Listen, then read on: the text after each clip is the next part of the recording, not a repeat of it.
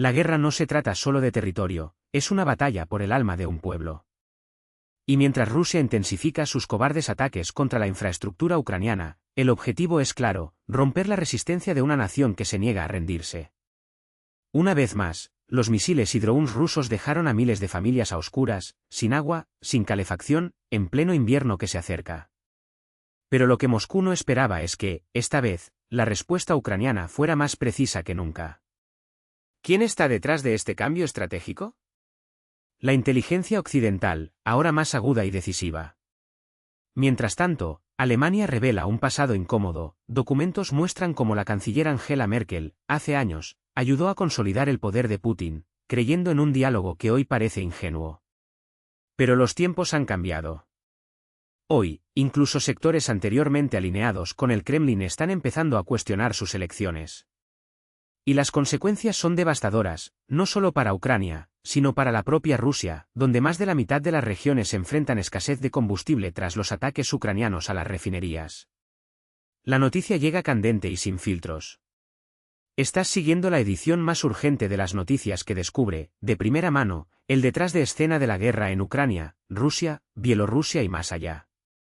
Sin tonterías ni censura, solo los hechos que necesitas saber hoy, antes de que otros los distorsionen. La región de Donetsk bajo control ucraniano quedó sumida en la oscuridad tras los sistemáticos bombardeos rusos. Vaid Filaskin, jefe de la administración militar local, confirmó: apuntaron a nuestra red eléctrica con precisión quirúrgica. Los equipos trabajan contra el tiempo para restablecer el suministro eléctrico, pero el daño es inmenso y la fecha límite para la normalización es incierta. Mientras tanto, los puntos de invencibilidad, refugios equipados con luz, calefacción e Internet, se han convertido en refugios esenciales. Pero la realidad es cruel: sin electricidad no hay agua, no hay transporte, no hay vida normal. En Slaviansk, el alcalde Vaidliak informó que la ciudad se paralizó: sin electricidad, las bombas de agua no funcionan, los trolebuses están paralizados. Es un golpe directo a la rutina de la gente. Odessa, una vez más, se convirtió en un objetivo. Los drones kamikazes atacaron centrales eléctricas y gasoductos, reduciendo a escombros la sede de una administración de distrito. Una mujer resultó herida y hospitalizada. En Belgorodniestrovsky, la infraestructura crítica resultó dañada, dejando barrios enteros sin servicios básicos. No es casualidad: por segunda noche consecutiva, Rusia concentró el fuego en la región. El día anterior, 44 comunidades quedaron a oscuras. En Kharkov, los ataques fueron aún más brutales. Los drones explotaron en escuelas de Chuip y Shevchenko, provocando incendios y heridos, entre ellos un niño. Las Fuerzas Armadas de Ucrania publicaron el balance de madrugada: 118 drones y un misil Kh-31 lanzado por Rusia. La defensa antiaérea derribó a 103, pero los que escaparon causaron estragos en 10 lugares diferentes, destruyendo edificios y servicios públicos. El presidente Volodymyr Zelensky reveló datos impactantes: en solo una semana, Rusia disparó más de 3.100 drones, 92 misiles y alrededor de 1.360 bombas guiadas contra Ucrania. Pero el dolor más conmovedor proviene del Lviv. Allí, la familia Konstantinov fue borrada del mapa. El 5 de octubre, un ataque ruso destruyó su casa en Lapayivka. Los padres de Vitaly, su esposa Uliana y su hijastra Anastasia, de 15 años, murieron instantáneamente. Vitaly, de 46 años, sobrevivió con heridas graves, luchó durante una semana en el hospital y no sobrevivió. Una familia entera diezmada por la guerra de Putin. Y Ucrania responde. Las explosiones resonaron en Smolensk, donde fue alcanzado uno de los principales complejos aeronáuticos rusos, responsable de producir los misiles Kh-59 y componentes para el Kh-101, utilizados para bombardear ciudades ucranianas. Los testigos informaron de columnas de humo sobre la fábrica y cerca del aeródromo. El sitio también fabrica drones y piezas para aviones de combate. No es la primera vez. En enero de 2025, un ataque ucraniano ya había detenido la producción del Kh-59. Esta vez, el golpe pudo haber sido aún más contundente. Otro objetivo fue la ocupada Donetsk, donde drones ucranianos prendieron fuego al hipermercado Sigmalan, anteriormente Auchan, confiscado ilegalmente por los invasores. Las autoridades rusas afirman que el ataque se produjo contra un barrio tranquilo, pero fuentes ucranianas garantizan que el objetivo real eran los depósitos de municiones adyacentes al centro comercial. Los vecinos escucharon detonaciones, lo que confirmó la versión. Mientras tanto, Rusia enfrenta un colapso logístico sin precedentes. Según la BBC, al menos 57 regiones del país informan de escasez de gasolina y diésel tras los ataques ucranianos a las refinerías. Los puestos independientes son los más afectados. Bloomberg revela que un tercio de las instalaciones rusas de procesamiento de petróleo se vieron afectadas, 14 ataques en agosto, 8 en septiembre y 4 más solo en los primeros 10 días de octubre. Al menos 10 refinerías han paralizado total o parcialmente sus operaciones. Desde enero, 21 de las 38 refinerías más grandes del país se han visto afectadas, lo que supone un aumento del 48% en comparación con todo el año 2024. En agosto, la capacidad inactiva alcanzó el 23%. En septiembre, saltó al 38%. La economía de Putin se está asfixiando.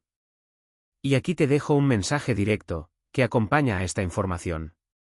Cada acción compartida, cada me gusta, cada comentario reflexivo y cada vídeo visto hasta el final marca la diferencia.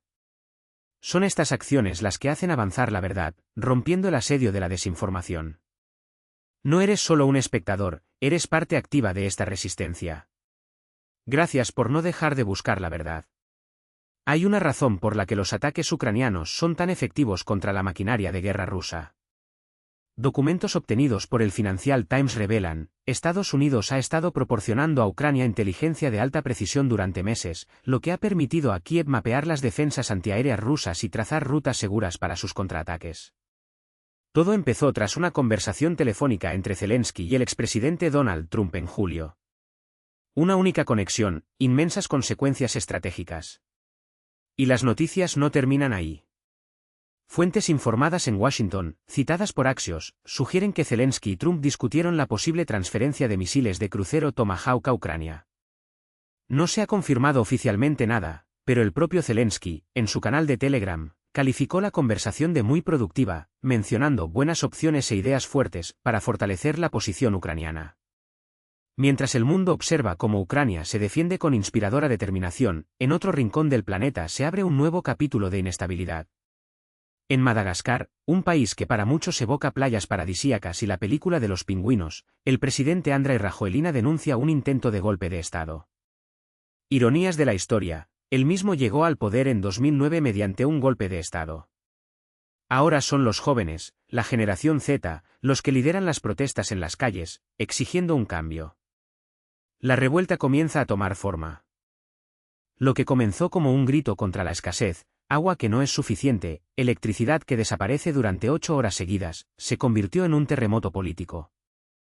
Las calles de Antananarivo, alguna vez tranquilas bajo el sol indio, ahora vibran con la energía de una generación que se niega a aceptar el status quo. Los jóvenes de Gen Z, un movimiento que nació en Internet y se ha apoderado de las calles, no quieren más migajas, exigen la cabeza del presidente. Como si la dimisión de Rajoelina no fuera suficiente, exigen una disculpa pública, la disolución del Senado, ese bastión de privilegios y el fin de la Comisión Electoral, acusada de manipular el juego democrático como un casino de intereses. ¿La respuesta del régimen? La vieja cartilla autoritaria, casetes de gas, porras y balas.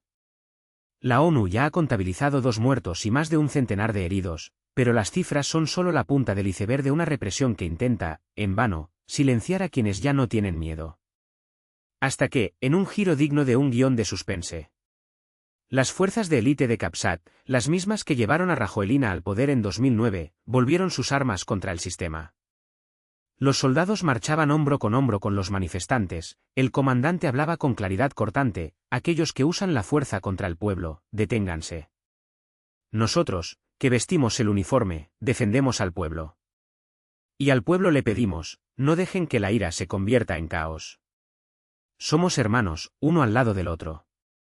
La ironía es tan amarga como predecible, el mismo batallón que hace 15 años garantizó el golpe de Rajoelina ahora lo abandona a su suerte. Fuentes locales informan que el presidente huyó de la capital como una rata en un barco que se hunde, mientras los jóvenes de Gen Z tomaban el micrófono de la historia. Esperamos que la generación Z hable. Esperamos que lideren. Queremos cambios en el sistema y esperamos que nos digan, este es el camino, declararon los portavoces del movimiento.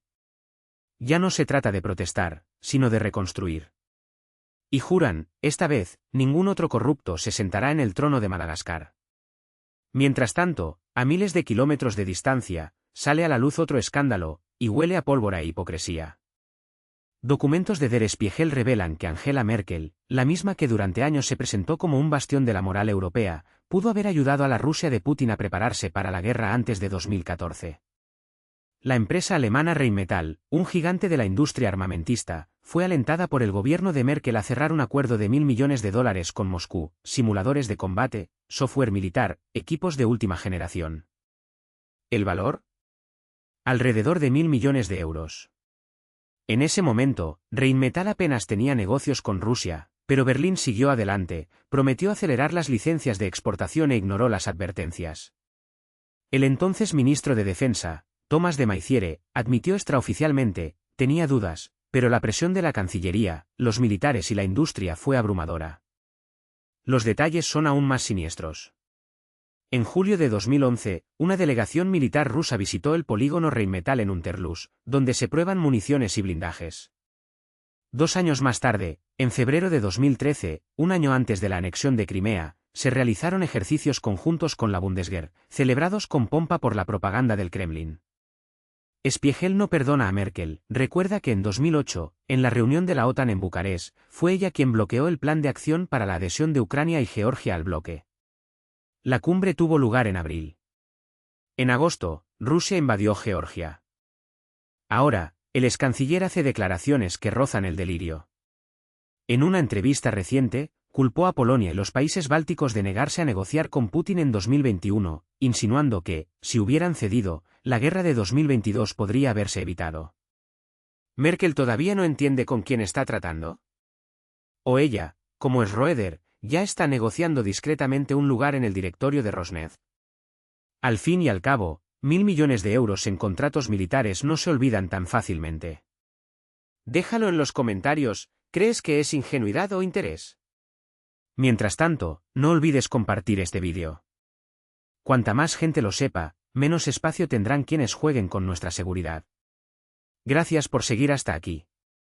Hasta la próxima, y que las noticias que lleguen sean mejores que las que hemos vivido.